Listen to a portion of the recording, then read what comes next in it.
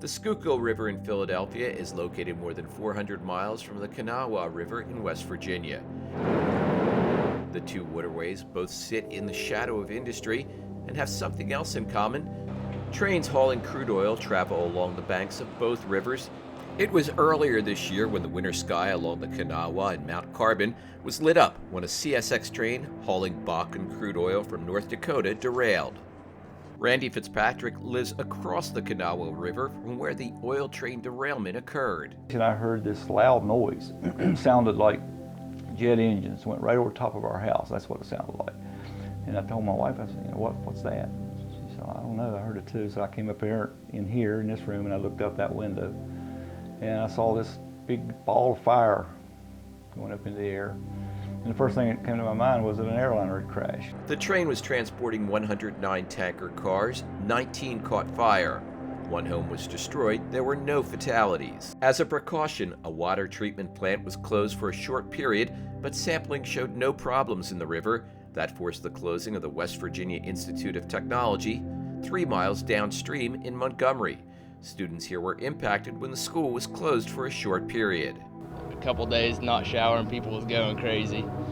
So it was kind of uncomfortable for everybody. The rail line is open now, and the oil trains are rolling through this area again. The line actually cuts through the center of Montgomery and right next to the campus. Yeah, it's pretty scary. I'm right here beside, the train tracks, living in the dorms, and I mean, what if it would do it right next to me? I mean, I would be up in flames or something. That's scary. The Obama administration has introduced regulations calling for the phase-in of tank cars with thicker walls, and federal transportation officials have ordered oil trains to slow to 40 miles per hour when passing through highly populated areas. The train that exploded in Mount Carbon was traveling at 33 miles per hour when it derailed. For the thousands of families and students who live or attend school near the line in Montgomery, or who enjoy the Schuylkill River Park near the CSX line in Philadelphia, there is still a feeling of vulnerability. I'm afraid they're going to blow up. And they're coming through here where the kids are. And it's a fire hazard. I hear the trains from my house.